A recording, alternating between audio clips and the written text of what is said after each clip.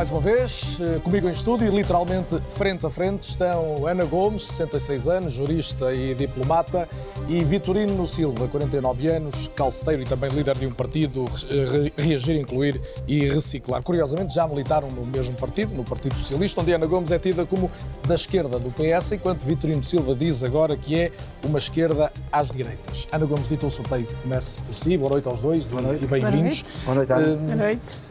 Ana Gomes tem sido colocada reservas à declaração do estado de emergência, dizendo que havia aqui uma banalização, mas com mais de 10 mil infectados, novos infectados, com mais de 90 pessoas a morrerem em Portugal, com a sobrecarga nos serviços de saúde, se isto não é um estado de emergência, o que é isto? Não, bem, antes de mais, deixe-me cumprimentá-lo a si, Carlos, e ao Vitorino Silva, que eu tenho muito gosto em ver aqui e debater com ele, e cumprimentá-lo especialmente porque ele é autarca, foi autarca, e eu acho que os autarcas são muito importantes neste país.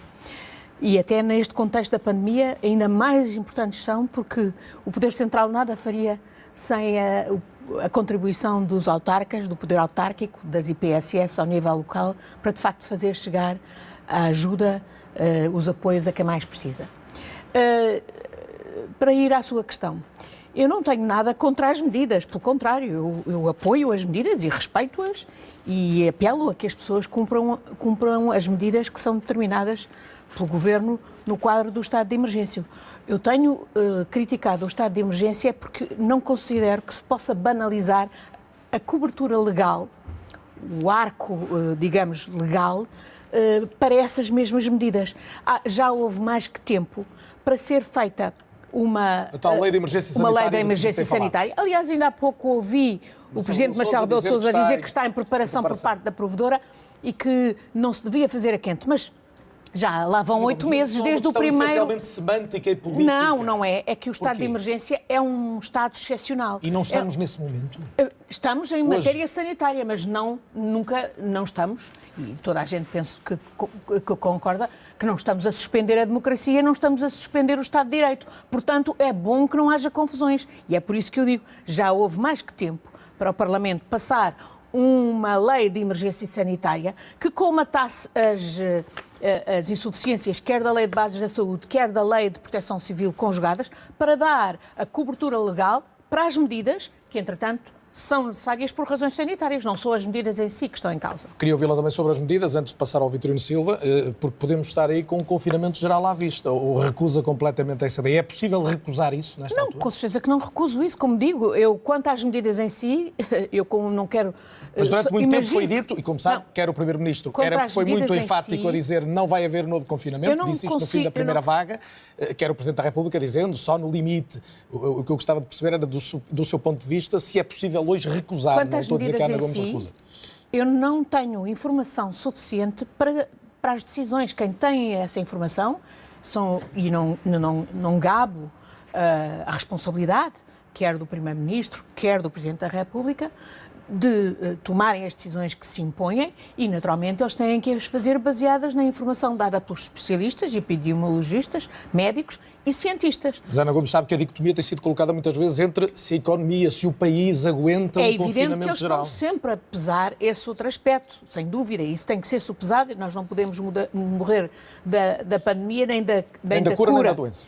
E eu imagino que esse supesamento está permanentemente a ser feito por quem tem a responsabilidade de tomar essas medidas. E eu penso que os cidadãos têm que ser responsáveis e têm que cooperar na aplicação dessas medidas. E já ficamos a perceber hoje que pode haver novas medidas muito em breve, ainda antes do tal dia 12, que era o dia em relação ao qual havia a expectativa de informação por parte dos especialistas. Vitorino Silva, eu gostava de perceber do seu ponto de vista em que momento é que estamos e o que é que é preciso fazer para combater a pandemia hoje? Houve um calceteiro que há um tempo. E o calceteiro o que é que faz? Trabalha o ano inteiro. E o calceteiro sabe que de verão, em agosto, trabalha a 35 graus. E em inverno, às vezes trabalha a 2 graus negativos, a 0 graus, a 5 graus negativos. E sabe que faz muito mais frio em janeiro do que em agosto. Não é preciso ser calceteiro para sabermos isso. Claro que há políticos que não sabem, porque não sempre nos vidros fumados, ok, dentro dos gabinetes, e não saem à rua e eles nem sabem qual é a temperatura em janeiro ou a temperatura em agosto. E aquele calceteiro que sabe que é o janeiro e que sabe que nem faz frio de rachar, aqui há um tempo disse têm responsabilidade disso. Meus amigos, o maior atentado que se podem fazer é marcar as eleições para janeiro. Sejam responsáveis. Tenham que ter coragem. Porque é fácil decidir aos pinguinhos. Portanto, as eleições deviam ter sido adiadas? Deviam ter sido. Isto assim, deviam ter sido, porque eu dizia, nós temos que lembrar os idosos, foram das pessoas que mais defenderam a democracia, que sempre votaram, quase que nunca se abstêm. Porque as pessoas que têm hoje 80 anos foram as pessoas que fizeram o 25 de Abril. Ou são as pessoas que fazem muito orgulho, estão sempre à espera do dia de eleições, que é para muitos deles é quando saem à rua. Acha você que algum idoso de 80 anos, e hoje você vira o alarido, o Marcelo, imagina que se fosse daqui por 3 ou 4 dias, e que até tinha Covid, o Marcelo não ia votar, o Marcelo é uma pessoa de risco, está a perceber? Há muita gente que hoje, ao ver aquilo do Marcelo hoje, poder ou não sair de casa, no dia das eleições não vai votar. Ou se o nosso grande adversário, o meu principalmente, é a abstenção, se os idosos são quem mais votam, porque é que marcaram as eleições de janeiro? Adiavam, não há nenhum português que fosse contra, percebe o que eu estou a dizer? Não tenho dúvidas nenhuma, que não digam que é para a Constituição também se muda. Em relação a isso ficou claro, Vitorino, ainda há substância. Como é que avalia, no fundo, o que tem sido a gestão da pandemia? Pelo Governo, pela Direção-Geral da Saúde e, se quiser, pelo Presidente da República, que esteve muito envolvido sempre neste processo. Uma avaliação positiva? Não, houve uma parte em que havia medo, as pessoas não sabiam, decidiam a medo, ok? As pessoas já sabem muito mais, hoje sabemos muito mais, e eu acho que hoje temos que ser mais duros. Os políticos são eleitos para decidir, para ter pulso. E às vezes eu sinto que não tem pulso. Estes 18 dias é uma vergonha. Porque é que não puseram 15? Claro que depois diziam que ninguém pode ir votar. Porque há eleições dia 24, os políticos têm que se habituar Mas mais duros aqui, Vitorino, só para percebermos o seu ponto de vista, porque é relevante até em função daquela dicotomia que eu colocava, que é, mais duro aqui é fechar mais ou é fechar menos? Não, eu não tinha problemas nenhum em dizer, meus amigos, há 7 candidatos, opá, vamos a 10 eleições, está a perceber? Eu não tinha problemas nenhum. Mas agora já estou a falar mais do país do que apenas das eleições. Sim. Faz sentido pensar em fechar as pessoas outra vez em casa se o vírus se multiplicar da maneira que está a acontecer nos últimos dias? Isso faz disseminar era a palavra que eu estava a procurar. Faz sentido que se fechem as pessoas todas em casa e que dia 24 estejamos todos em casa e que não haja eleições. Faz sentido. Morrem hoje 10 mil pessoas, 10 mil, morrem 90. Houve uma altura em que as pessoas queriam, era uma pessoa com Covid. O primeiro morto. E andaram todos aí atrás dos focos, ok? Morrem 100 pessoas e hoje não mostram pessoas. Hoje as pessoas não contam. Continuam a mostrar os gráficos. Vitorino está a insistir nisto, Ana Gomes. Admite a hipótese de um adiamento das eleições? Não, eu espero que, neste momento, se calhar essa questão podia-se ter posto antes. Eu estou perfeitamente... Até porque, de facto, o anúncio das eleições foi tão tardio e desencadeou, por exemplo, vamos ficar no anedotário mundial, por ter aquele boletim de voto, o Vitorino já o criticou com razão.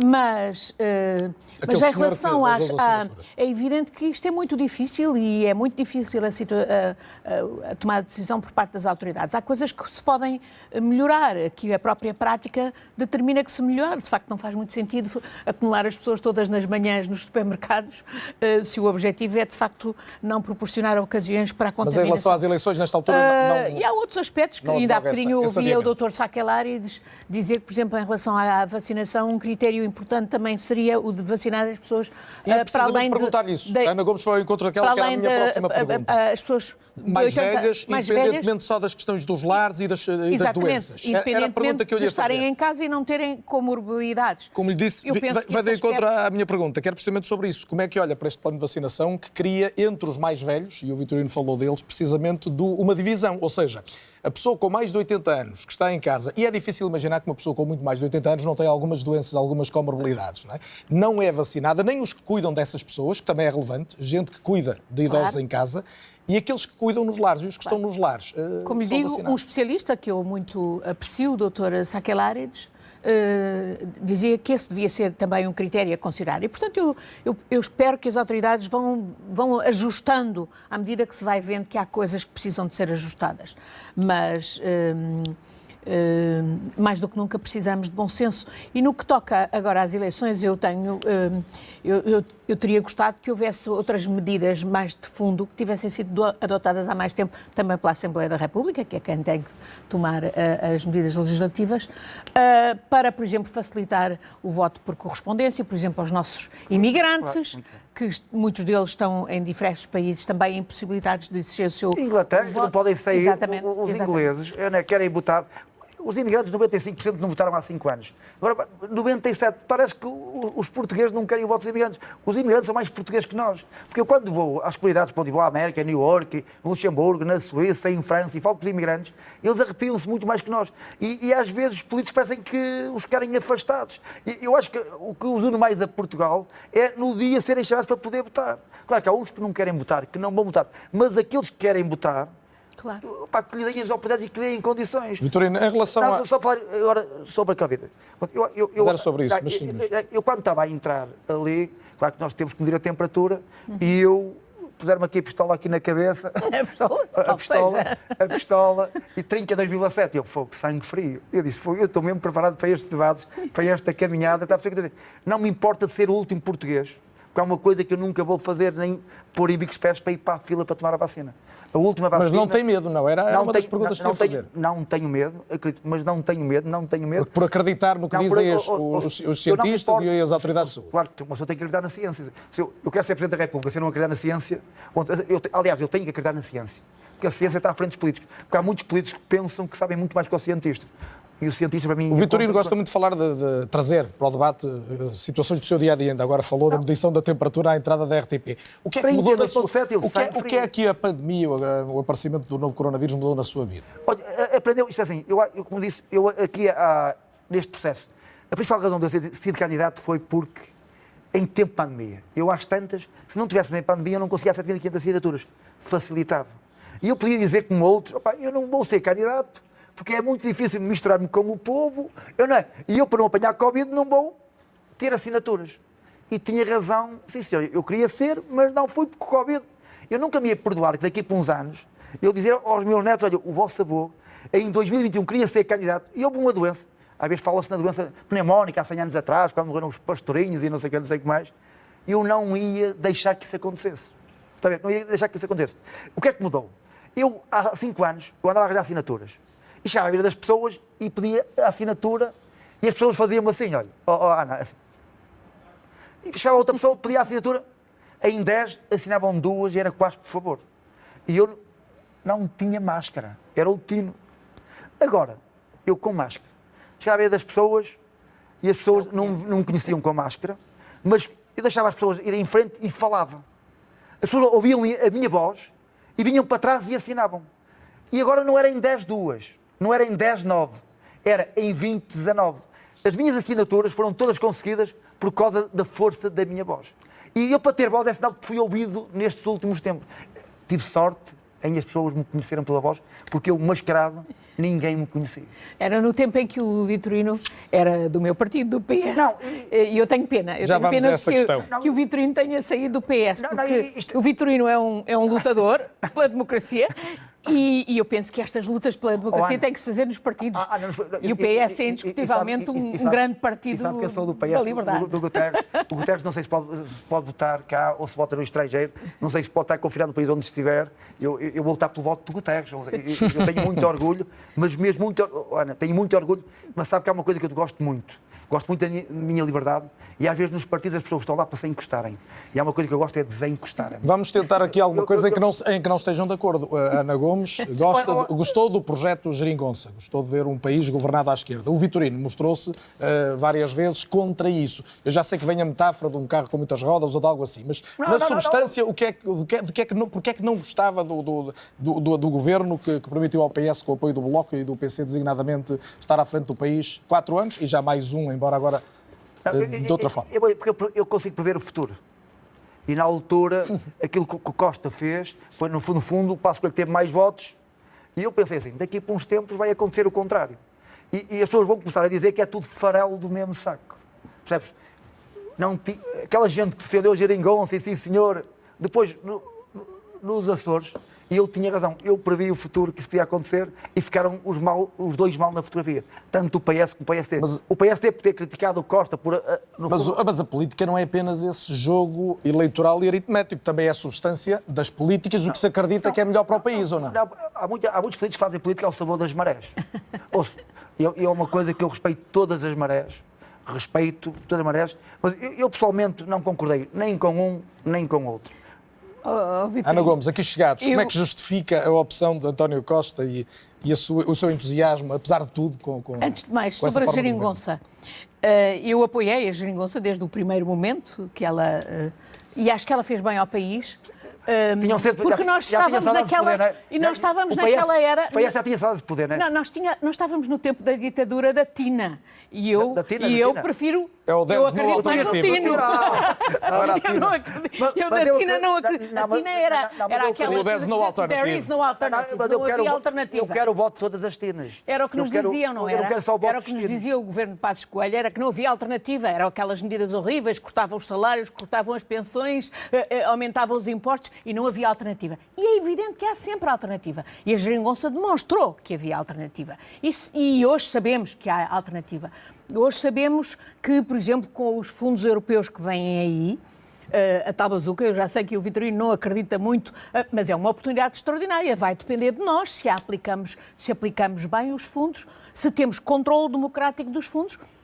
Olha, é uma das áreas onde eu penso... O crescimento da economia portuguesa continua praticamente anémico. Mas é exatamente por isso que eu digo, é uma grande oportunidade... O desenvolvimento do país... É uma grande oportunidade para termos um crescimento sustentável, diferente, um crescimento... Mas, de novo, com dinheiro que chega a Portugal. Nós não conseguimos criar riqueza. Nós estamos com um crescimento médio neste século de 1%. 1% é estagnação absoluta. Mas o desafio é de nos reorganizarmos para aplicarmos devidamente esses fundos em investimento público reprodutivo, em investimento privado que crie os empregos decentes e sustentáveis do futuro, que se integre na economia verde, na economia azul, que prepare, portanto, a transição energética para dar resposta às alterações climáticas e nos adapte para a transformação digital e que crie, de facto, empregos de qualidade. E não podemos continuar com os empregos... Mas estamos há 5 anos com políticas de esquerda salários. E com a governação que entusiasmou. O problema não são as políticas de esquerda, são pouco... Concretizar a pergunta. O que temos tido é um Estado que consome cada vez mais recursos, continua a absorver metade da riqueza criada por ano em Portugal, o tal crescimento anémico, um elevador social praticamente avariado, uns impostos a um nível altíssimo. Mas é exatamente este não é o país com que é exatamente por isso que eu acho que há uma oportunidade de viragem com estes fundos europeus, se nos soubermos reorganizar. E, por exemplo, uma parte da reorganização que eu pretendo e que eu tratarei de incentivar, sendo Presidente da República, é justamente uma gestão de proximidade. Olhe, mais uma vez, que o poder local tome as decisões e que haja controle democrático da aplicação dos fundos também ao nível local. Ana Gomes recusa que o peso do Estado seja exagerado em Portugal e que o Estado consuma demasiados recursos. Eu quero que o Estado seja magro onde deve ser magro e seja forte onde deve ser forte. Onde é que deve ser magro? E seja descentralizado. Olha, por exemplo, eu não concordo que o Tribunal de Contas tenha 600 funcionários em Lisboa. O Tribunal de Contas devia estar espalhado e a apoiar, por exemplo, os autarcas que têm que tomar decisões em gestão de proximidade sobre oportunidades de investimento, sobre apoios aos mais necessitados, sobre políticas de habitação, em articulação com o poder central. Nós precisamos de uma reorganização administrativa do país que efetivamente se traduza numa descentralização que facilita tal gestão de proximidade. É por isso que a Ana Gomes diz que é favorável à regionalização e sem referendo. E que prepara a regionalização. A descentralização e a desconcentração estão previstas na Constituição, artigo 267. A regionalização pode ser apenas um instrumento de o conseguir. Pode ser um processo que é preparado pela descentralização e pela desconcentração de serviços para permitir essa tal gestão de proximidade que nos vai permitir, por exemplo, corrigir as tremendas assimetrias de desenvolvimento do país. Mas não vai aumentar os riscos. Eu já vou ouvir o Vitorino, porque está a dizer... Nós não podemos aceitar que haja zonas do nosso país, em particular no interior, despovoadas. Nós temos que combater o declínio demográfico e incentivar o repovoamento do país, a fixação de população no interior do país. E para isso, deixa-me só acabar, Vitorino, e para isso é uma oportunidade com os fundos, mas precisamos de facto ter políticas que corrijam estas assimetrias e que nos permitam, por exemplo, desfrutar das sinergias até transfronteiriças que os fundos vão permitir com Espanha, com as regiões... Os fundos são uma oportunidade indiscutível e que não se repete em muitas décadas. Com uma condição, é que ao mesmo tempo seja reforçado o controle democrático. E isso não se faz só pelos órgãos judiciais como o Tribunal de Contas, a Assembleia da República faz-se com associações da sociedade civil, com as Assembleias Municipais, etc. É uma outra mentalidade que nós precisamos absolutamente para tirar o país da cepa torta. E este país hoje está bloqueado. Vitorino Silva, quer mais Estado ou menos Estado no país? Agora vou dizer, se for Presidente da República, mudava o Palácio de Belém, pronto, imagina, nós falamos do interior, falas do interior em tempo de eleições, quase sempre, não é? Vitorino, se for Presidente da República, mudava o Palácio de Belém, por exemplo, para Mugadouro. Foi o Presidente Mário Soares que inaugurou as presidências abertas. Não, mas uma coisa é 8 dias ali que chamam os jornalistas e pronto, e vai dar um passeio, ok? E fazer uns piqueniques. Outra coisa é lembrar-se do interior sempre. Imagina se fosse Presidente da República, imagina, eu não tinha problema nenhum, se fosse Presidente da República, em vez de estar em Belém, estava em Mugadouro, ou em Pinhel, ou no Sabugal, é Portugal, Portugal, sobre os fundos. Claro que eu não sou contra o dinheiro que vem. Eu sou contra o dinheiro e em que há buracos pelo caminho. Eu esta semana estive reunido com o pessoal do meu banco. Eu ouço dizer, nos telejornais, toda a gente ouve dizer que vieram milhões e milhões e milhões e aquela gente que ficou sem dinheiro ainda não recebeu. Os lesados do BES, certo. Ouço, tanto dinheiro que veio e quem tinha mesmo o dinheiro incrível. Eu até pensava que estava a sonhar. E vieram milhões e milhões e milhões, porque eu não sou contra o dinheiro, agora sou contra os buracos. Está a ver? Eu se tiver uma levada e levar a água da presa, que muita gente não percebeu o que é a presa. A presa, no presa fundo, é o reservatório de água. É o reservatório de água. Se houver toupeiras ali a desviar, claro que não chega ao objetivo final. Que é regar. Claro. Não podia estar mais de acordo com Mas o Vitorino não me respondeu à pergunta. Considera que o Estado deve consumir mais recursos ou menos? Há muito esta discussão se temos um Estado demasiado pesado ou se, por outro lado, é preciso até mais investimento. E estamos num ano em que, até por via das questões da saúde, estamos a falar muito da necessidade do Estado investir permanentemente, seja na saúde, seja nos apoios às pessoas. Não, claro que há coisas que o Estado devia. Eu ontem estive num programa de televisão e estava lá um médico e falei naquele caso da ressonância, em que toda a gente sabe que a terra, as pessoas da terra da avó do Marcelo vão ao hospital quase a 80 km, que é em Penafiel, é o hospital deles, e que não têm uma ressonância. E um médico, num programa de televisão, disse: olha, sabe que isso é muito difícil arranjar uma ressonância, uma máquina de ressonância para... E era bem gasto. Eu não acredito que o Estado não consiga. E há uma coisa que eu tenho a certeza. Pronto, eu amanhã vou estar com o Marcelo no debate e eu vou dizer frontalmente ao Marcelo: Marcelo, você tem influência, eu tenho influência. Eu acho que nós dois juntos vamos conseguir que o Hospital de Penafiel tenha uma ressonância magnética.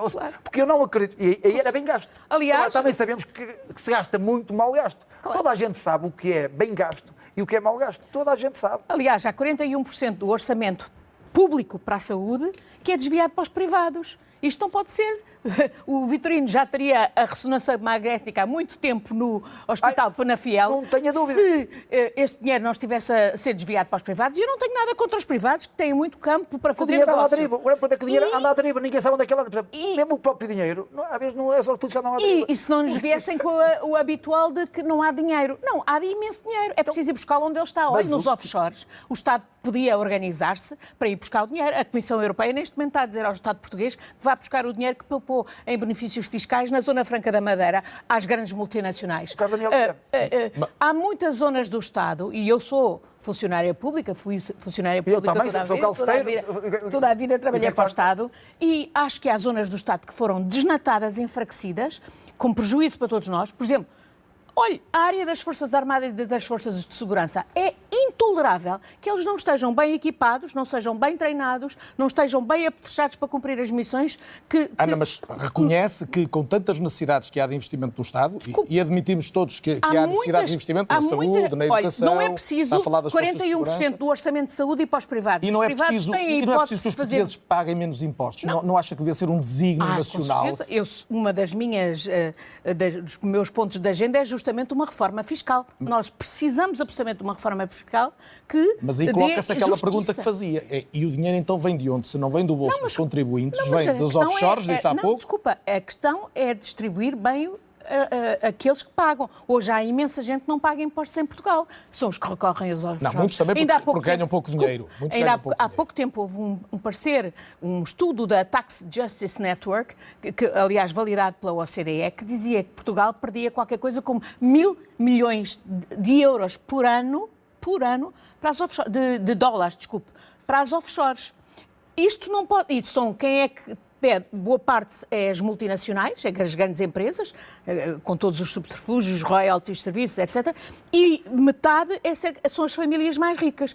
Isto está mal, isto não pode continuar assim. Em contrapartida, as pequenas e médias empresas, não só em Portugal, mas em toda a União Europeia, a Comissão Europeia diz que pagam em média 30% mais de impostos. Isto é injusto. Isto não pode continuar. Portanto, e isso tem falhado na governação do país nos últimos anos? Tem falhado na governação do país e também tem falhado na governação europeia. Agora, a bazuca vai ter que ser paga, e está-se a estudar que seja paga com impostos europeus, que faz todo sentido. Sobre quem? Sobre as transações financeiras que não pagam impostos. Sobre as grandes plataformas digitais que não pagam impostos. Você não sabe quanto é que a Google, a Apple, o Facebook e a Amazon pagam de impostos aqui no nosso país sobre os lucros que fazem no nosso país. Ou as indústrias poluentes. Porque, sim, também não faz sentido pensarmos em crescimento económico que não esteja, como há dias eu ouvi o Vitorino dizer, em harmonia com a natureza, que respeite o ambiente. A falar nisso, eu nunca vi nenhum político mundial, o Putin, o Trump, a processar a natureza. Porque é que os políticos são tão fortes, às vezes estão aí processos uns contra os outros. E um desses é bom exemplo.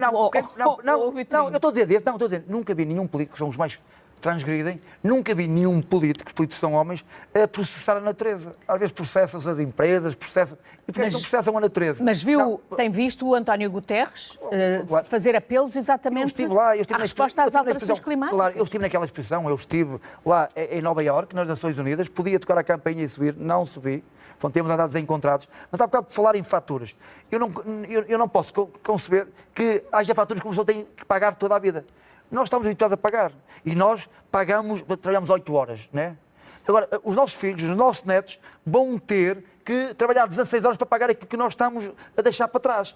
Claro que há pessoas que conseguem dormir só 3 ou 4 horas, mas 8 horas, percebe o que eu estou a dizer? 8 horas chegam perfeitamente e nós temos que ser responsáveis e não podemos deixar para as vezes quando vir faturas para pagar. Estamos a caminhar para o fim. Vitorino, sabe que um dos pontos de luta principais da Ana Gomes é a questão da justiça e levanta uma série de dúvidas em relação ao exercício da justiça em Portugal. Tem dúvidas? Confia na justiça portuguesa ou não? Não, isto aí, sabe que eu não sou comentador, vi muitos comentários da Ana durante estes anos todos, vi ela a falar de muita coisa. Eu, se fosse comentador, se tivesse metade do seu palco, um quarto do seu palco, um décimo do seu palco, primeiro, a minha grande causa era a violência doméstica, porque o respeito começa em casa, está a ver? E havendo respeito em todas as casas, de certeza que as pessoas iam começar a se habituar a respeitar a justiça. E este é um país que pune mais depressa os poderosos, os mais frágeis do que os poderosos, ou os indicadores dos últimos anos de vermos banqueiros que foram presos, políticos relevantes, uns presos e outros acusados, dizem que isto está a mudar, Vitorino? Eu quando vejo cadeias em que os políticos vão para uma cadeia em que têm jacuzzis, têm internet, e já fui fazer muitas palestras a cadeias, a dar aulas de motivação, porque são pessoas, eu respeito muito aquela gente, porque na vida há altos e baixos. Há muita gente em Portugal que tem depressões. Eu, se for um Presidente da República, eu quero que todos os portugueses não tenham depressões, mas que tenham elevações. E é preciso que as pessoas, em vez de ter depressões, elevações. Ana Gomes, resposta rápida, por favor. Quando vemos Oliveira Costa condenado, Armando Vara, João Rendeiro, com Ricardo Salgado e Sócrates acusados, isto está a mudar? Infelizmente não está a mudar suficientemente. E Ricardo Salgado, o processo ainda não sequer começou. Sócrates também, há uma ligação entre um caso e outro, como sabemos.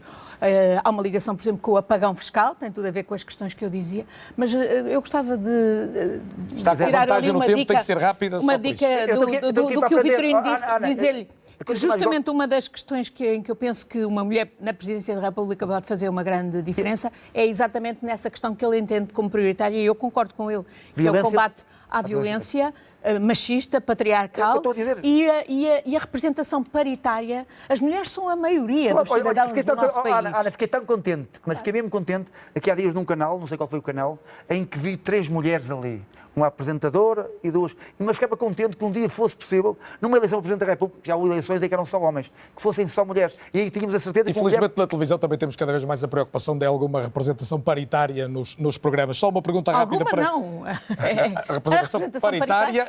Há alguma preocupação com a representação paritária? É uma questão de qualidade da democracia e de qualidade das instituições. Infelizmente tem acontecido cada vez mais. Uma pergunta rápida, só mesmo de resposta telegráfica para cada um.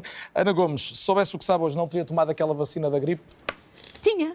Não fiz nada de ilegal, não passei à frente de ninguém, não retirei vacina a ninguém, pelo contrário, até deixei a vacina que seria para mim, se ela tivesse no mesmo contexto para alguém. mesmo. porque, aliás, isso foi explicado até Sim, claro, por isso eu só se perguntava se evitava esta confusão. Não, fui eu que tomei a iniciativa de revelar que tinha ido tomar a vacina, exatamente para denunciar que não havia vacinas suficientes, que havia gente mais nova a ser vacinada e os mais velhos dos grupos de risco não estavam a poder ter acesso à vacina. E espero que exatamente esse tipo de situação não volte a repetir-se, porque obviamente aí foi um desacerto, digamos, por parte da DGS ao encomendar vacinas que não contou com o excesso de procura neste contexto da pandemia. Vitorino, estamos no fim. Eu tinha a vacina para tomar, estou aí na Câmara de Porto, dizem que é de risco, não sei o quê, mas quando vi que havia falhas de vacinas, eu dei a minha vaga a outro, porque não chegavam para todos. Última pergunta para si, Vitorino. Já disse que vai à procura do voto de António Guterres. Quem é a pessoa mais conhecida que o apoia? Não, eu sou assessorado pelo povo. Há muita gente que hoje se preocupa quem é que está por trás, quem é que diz os meus pensamentos, quem é que podem... Tudo sai desta cabeça e há muita gente que pensa que este homem que está aqui, porque é calceteiro, há muitos escritos que dizem que ele não pode ser Presidente da República porque é calceteiro. Eu não posso esquecer que não sei se já viu A Coroa, aquela série inglesa. Não tenho tido muito tempo. É em que a Rainha de Inglaterra, que está... A Inglaterra é um país, é a nossa aliança mais antiga, está há 70 anos no poder e que não tem o 9º ano, não tem o 6º, foi mecânica na Segunda Guerra Mundial. E amanhã o calceteiro Vitorino Silva estará aqui com aquele que tem sido até agora o Presidente da República Portuguesa para um frente a frente também incomum. Presidente da República, só porque sou calceteiro, Inglaterra, que é um país que... À mesma hora deste debate, Vitorino Silva e Marcelo Rebelo de Sousa. Boa noite, Ana Gomes. Boa noite, Vitorino. Até amanhã. Boa noite para si. Muito obrigado pela preferência. Depois faço a etiqueta.